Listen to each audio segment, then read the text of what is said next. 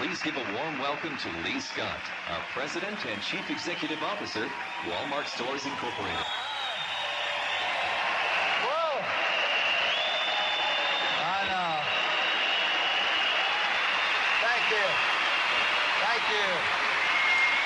I know. All right. Every year. Okay. But it'd be a pleasure for anybody to be the CEO of this company because, you know, it doesn't matter if you're Sam Walton or you're David Glass or you're Lee Scott.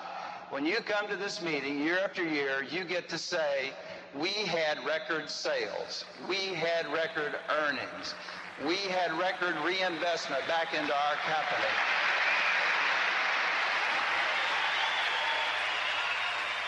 But you know, I say all that, but let me tell you, my friends, you better be ready to be better.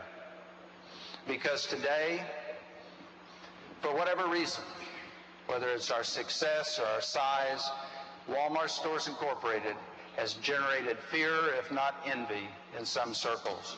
And that makes it more important than ever that we focus on doing the right thing and doing things right every time. There's two things that we should do. Number one is tell the Walmart story. Get the message out there.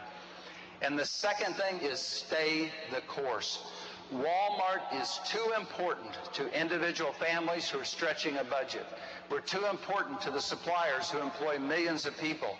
We're too important to our associates for whom we have so much love and value so much. And your company will continue to demonstrate our citizenship as a good employer and a member of the communities that we serve so well around this world. Ladies and gentlemen, I'll promise you this. We're going to stay the course, and this company is going to continue to grow. We're troubled by the fact that there are people who work full-time, who in fact cannot provide enough for their families to live decently. It was just impossible for me to pay my bills and pay for daycare and work. Nina, you should have plenty of time to go into the office. The money that I did get went right back into Walmart. I get my check, have it deposited, go shopping. When I first started Walmart, I had my kids on the Walmart insurance. It got to the point where it just was too much for me to handle. I just couldn't afford it. I'd have to pay my premiums at work, and then when I took them to the doctors, I still had to pay.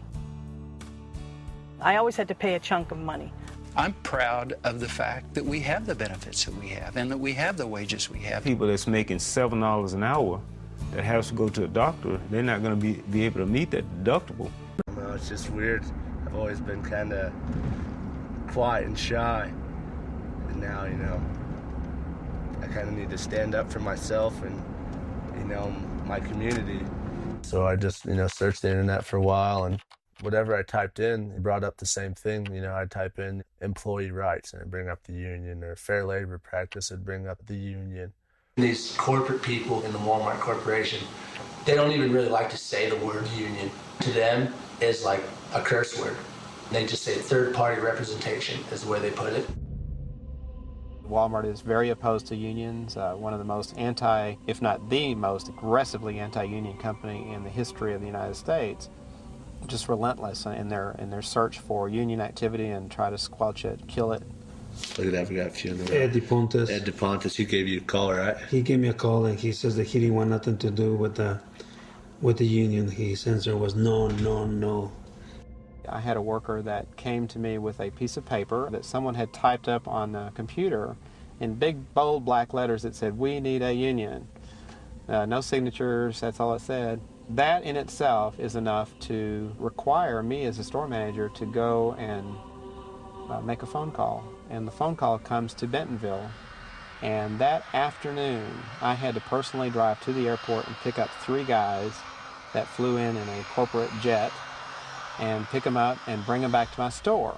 We have to do this for the reasons we started it, you know. What they do is they basically walk in and tell the store manager, you're no longer in charge of the store.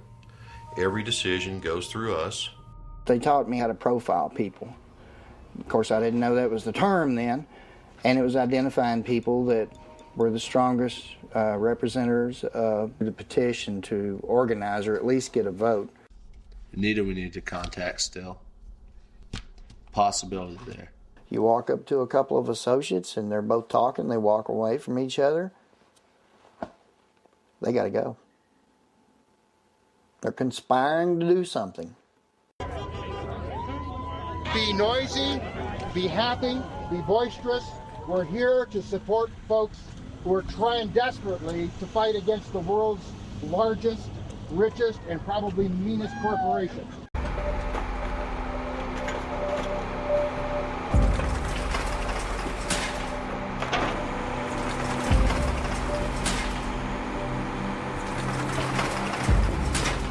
It sits vacant for months and years.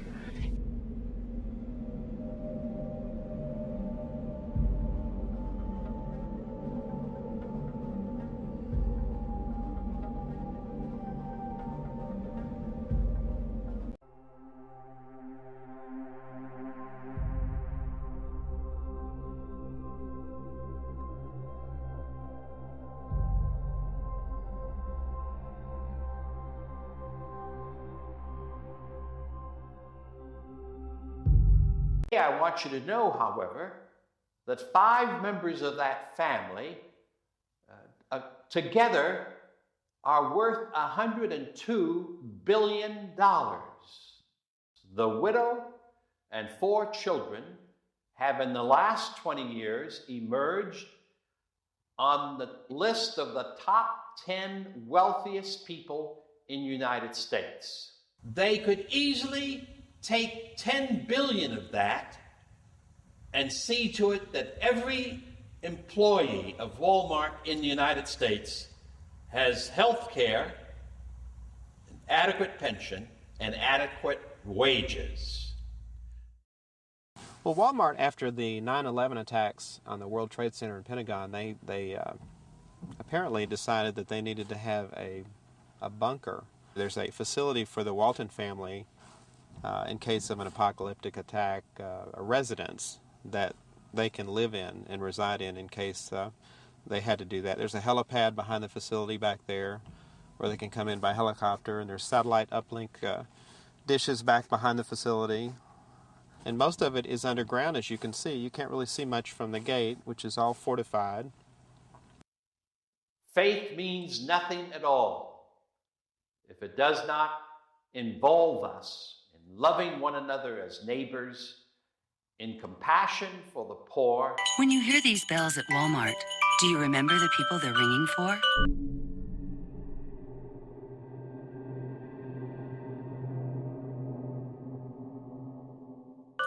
They remind us of our friends and neighbors who could use a little help.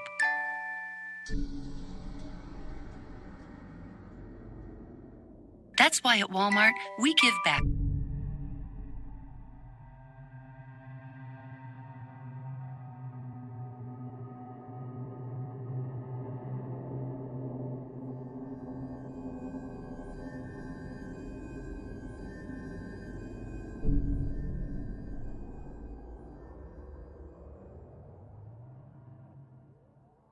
A district judge in Beaumont tonight is fining Walmart stores $18 million.